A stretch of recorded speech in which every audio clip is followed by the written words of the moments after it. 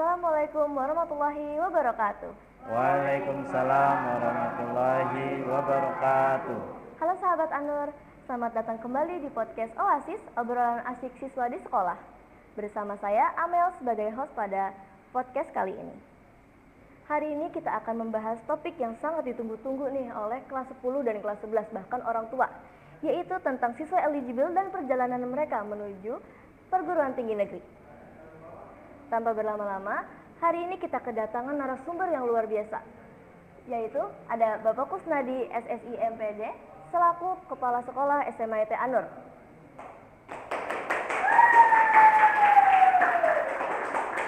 Masuk ke pertanyaannya Pak Kus. Siap, Amel. Pak Kus, apa makna siswa eligible menurut sekolah? Bukan hanya dari sisi akademik, tapi juga karakter. Ya, terima kasih sahabat Anur.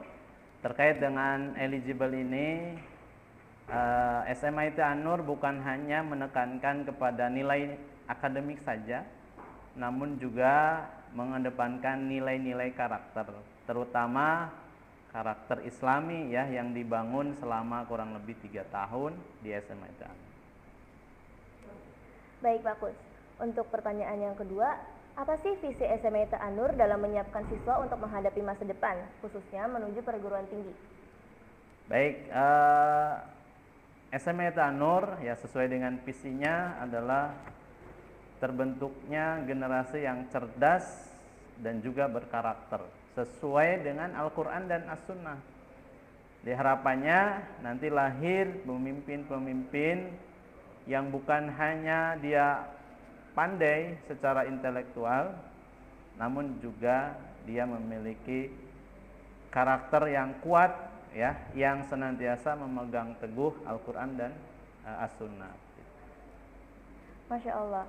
Lanjut Pak Kus untuk pertanyaan yang ketiga, menurut Bapak apa sih yang membedakan sekolah kita SMIT Anur dengan sekolah-sekolah yang ada di luar sana? Nah, inilah keunggulan atau ciri khas ya, karakteristik dari SMIT Anur dibandingkan dengan sekolah-sekolah lain, di mana lulusan SMIT Anur harapannya ya, ke depan gitu ya, memiliki akidah yang lurus, ibadahnya yang kokoh, akhlaknya juga mulia. Selain itu, ada salah satu capaian yang harus dimiliki oleh lulusan SMIT Anur, yaitu qadirun alal kasbi, memiliki penghasilan, sehingga ada program unggulan yaitu entrepreneur. Nah inilah sehingga selama 3 tahun ditempa bagaimana ditumbuhkan sikap-sikap positif ya, yang tertuang dalam kegiatan-kegiatan sekolah. Demikian mungkin karakteristik atau ciri khas dari SMIT Anur. Baik Pak Kus, kita udah ada di pertanyaan terakhir. Oke. Apa sih pesan Bapak yang ingin disampaikan untuk siswa kelas 10 dan 11 yang masih menyiapkan diri? Nah teman-teman, untuk yang kelas 10 dan kelas 11 terkait dengan eligible ini, mari teman-teman kelas 10 dan 11 untuk senantiasa mempersiapkan diri.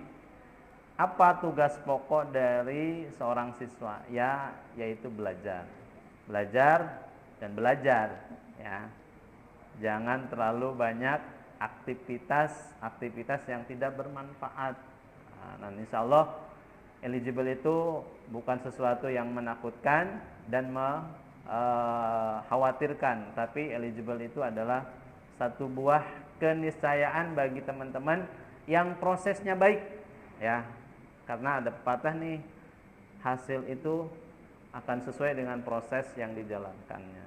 Jadi tetap semangat, ayo gali potensi teman-teman semua, insya Allah nanti tumbuh minat dan bakatnya, dan eligible bukan satu yang mustahil, dan insya Allah akan diraih kesuksesan. Dan harapannya bukan sukses hanya diterima di PTN saja, tapi juga sukses nanti di akhirat kelak nanti ya. Nanti itu nilai-nilai yang dibangun. Jadi kesuksesan bukan hanya sebatas lulus eligible tapi juga sukses dunia dan akhiratnya. Demikian mungkin ya dari Bapak. Terima kasih. Terima kasih banyak Pak Kus sudah menjawab pertanyaan-pertanyaan kita pada hari ini. Nah teman-teman, ternyata menjadi eligible itu bukan cuma tentang nilai, tapi juga konsistensi dan karakter pribadi kita masing-masing. Terima kasih banyak Pak Kus atas kesempatannya. Sama-sama. Ya. Assalamualaikum warahmatullahi wabarakatuh. Waalaikumsalam warahmatullahi wabarakatuh.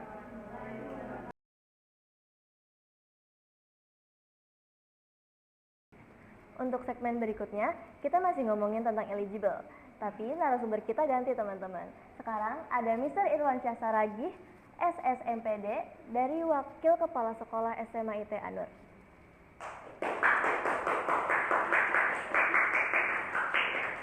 Mr. Irwan, kita mau nanya-nanya nih.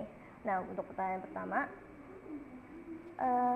bagaimana peran kesiswaan dalam mendampingi siswa sehingga bisa masuk kategori eligible? Baik, terima kasih Amel. Jadi peran kesiswaan di awal teman-teman masuk di SMA IT Anur di kelas 10, kita punya program My Big Dream namanya. Jadi My Big Dream ini kita kawal. Jadi kelas 10 ketika MPLS mereka diminta untuk mendesain selama 3 tahun lulus dari SMA IT Anur nanti mereka mau masuk kemana nih? Apakah kuliah, bekerja, atau apa yang akan dilakukan? Nah kalau katakan teman-teman di PTN gitu ya, perguruan tinggi negeri misalkan, maka mereka diminta untuk merancang nih bagaimana strategi mereka untuk bisa meraih PTN yang dicita-citakan seperti itu. Sehingga dari kelas 10, 11 sampai kelas 12 semester 1 kita ingatkan mereka agar nilai mereka stabil. Kalau bisa meningkat, jangan turun. Demikian. Nah, untuk pertanyaan kedua, menurut Mister, eligible itu cuma siswa yang pintar akademik atau gimana nih? Oke, jadi memang syarat utama eligible itu tidak bisa dipungkiri memang akademiknya harus bagus. Ya, biasanya teman-teman itu yang peringkat 1 ya di kelas atau peringkat 2, jadi dinilai raport. Kan SNBP, seleksi nasional berdasarkan prestasi gitu ya. Di rata-rata tuh semester 1, 2, 3, 4, 5 nilainya berapa gitu. Tapi ada juga faktor pendukungnya. Siapa tahu teman-teman katakan aktif di organisasi, misalkan jadi pengurus OSIS. Ini kan 10 siswa yang eligible kan 5 diantaranya adalah pengurus OSIS. Kemudian siapa tahu di antara mereka juga ada yang punya skill atau kemampuan di bidang lain, contohnya olahraga. Nah, sertifikat tersebut bisa digunakan sebagai pendukung untuk eligible. Terima kasih Mister. Nah, untuk pertanyaan yang ketiga, kegiatan apa aja sih di sekolah, misalnya kayak OSIS, ekskul, organisasi, atau lomba yang sangat berpengaruh terhadap profil siswa? Baik, jadi memang di SMA IT Anur ini kita berikan banyak sekali panggung kepada siswa-siswa supaya mereka bisa tumbuh sesuai dengan bakatnya mereka masing-masing. Kalau mau aktif di organisasi, kita ada OSIS. Nah, kita sekarang ada podcast juga bagi teman-teman yang suka dengan public speaking atau jurnalistik, kita fasilitasi dengan podcast kekinian seperti itu. Oke, yang pramuka juga, kita juga pramukanya cukup aktif. Dan yang paling penting adalah karena sekolah kita itu tagline-nya The School of Entrepreneurs, maka kegiatan utamanya kita setiap hari Jumat itu ada kegiatan entrepreneur. Jadi teman-teman berwirausaha. Makanya kemarin ketika ada lomba bisnis plan di salah satu kampus, kita mendapatkan juara.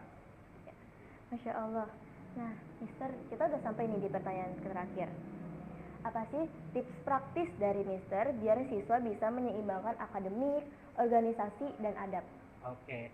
Jadi ada motonya gini, walaupun kita sibuk berorganisasi, tapi kita harus tetap berprestasi. Dan ini terbukti di antara teman-teman yang lulus dari eligible, yang terpilih dari sebagai siswa eligible, rata-rata mereka adalah siswa-siswa yang aktif. Baik di OSIS, nah ketua OSIS kita, wakil ketua OSIS kita, itu orang-orang yang terpilih sebagai siswa eligible. Kemudian aktif juga di kepramukaan gitu ya. Kemudian ya terlihat juga ya mereka yang 10 orang ini memang punya adab yang sopan, karakternya juga bagus kayak gitu ya. Sehingga sudah wajar memang kalau mereka terpilih sebagai siswa eligible dari SMA ITB Unpad. Terima kasih Mister atas waktunya karena sudah menjawab semua pertanyaan-pertanyaan dari saya. Nah teman-teman, eligible itu seperti yang awal, itu tuh bukan cuma akademik tapi juga disiplin ya Mister. Ada konsisten bersama attitude juga.